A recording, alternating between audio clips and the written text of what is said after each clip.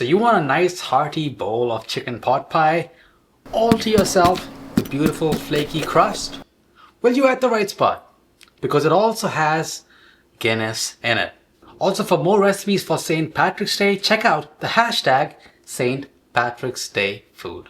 There's so many ways to make chicken for this recipe, but what I'm doing is something subtle but delicious. I'm poaching it with some nice herbs, some spices, starting with some chicken in a cold pan or a pot, and then you can add some broth, or in my case, some water, and then just over a tablespoon of this better than bouillon chicken paste. This is really, really good stuff. And then right over here, I have some oven roasted cloves of garlic. Add a couple in here. Then some onions. Then a couple of sprigs of some beautiful thyme everywhere. A touch of salt. Pepper it up. And then finish it off with a touch of lime juice. Some bay leaf. Then as that water comes to a boil, just turn the heat down to medium-low. Let this gently simmer for 15 to 20 minutes. Just give it a quick turn at the halfway point. About 10 minutes out, and then just continue cooking.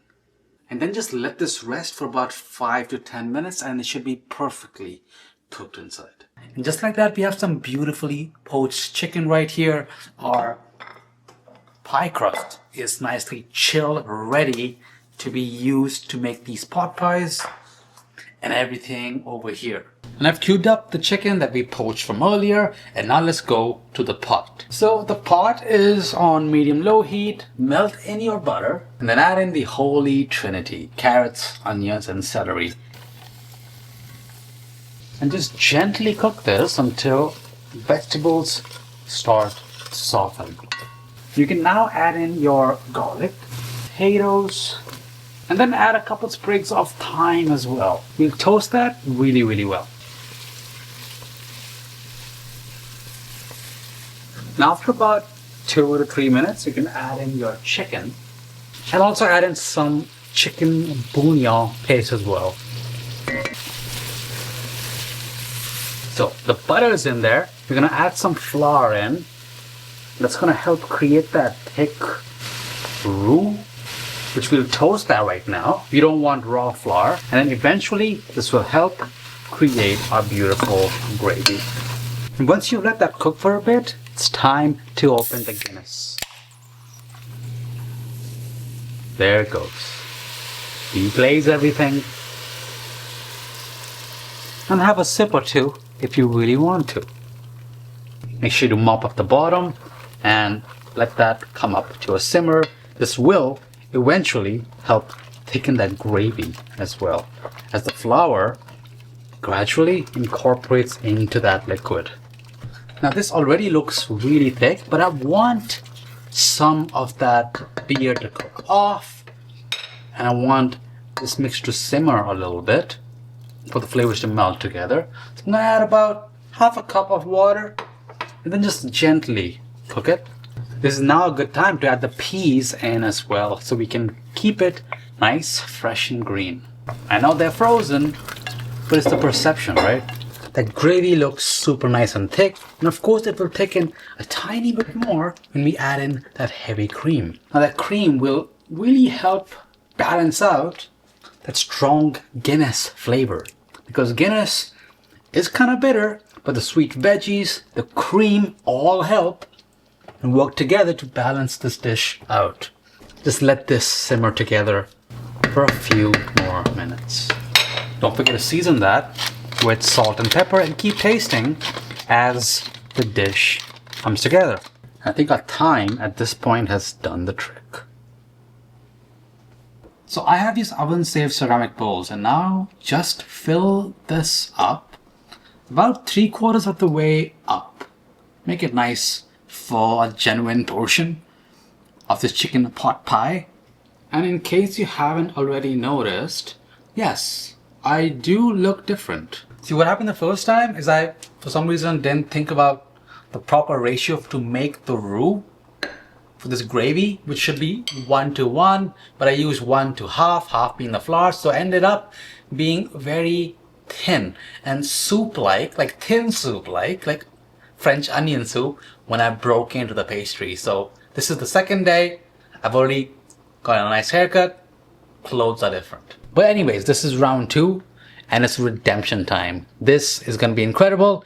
Now you want to make sure that the dough always stays chilled, because that's what's going to result in that amazing light and flaky crust. So let's roll this out.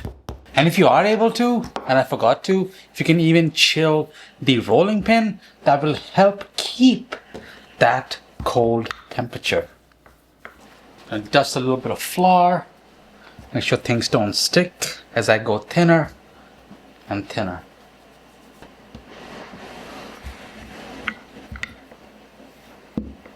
So I'm going to cut out an outline, just like that.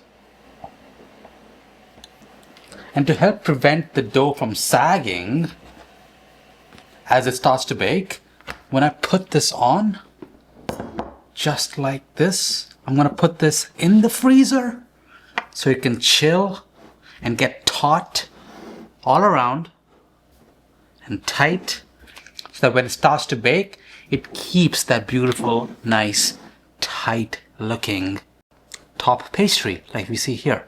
And now just put this in the freezer for about 20 to 30 minutes. Now just give it a quick brush with an egg wash. You can have just the egg that's whipped, or you can have egg with a teaspoon or so of milk or water. And I'll place this in the oven and we'll bake it for about 30 to 35 minutes. And here's what you get right after about 30 minutes of baking. That looks beautiful.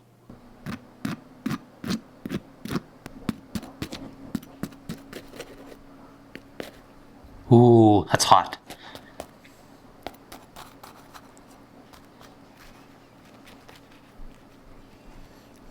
Look at that beautiful, light, flaky crust. That's exactly what we needed.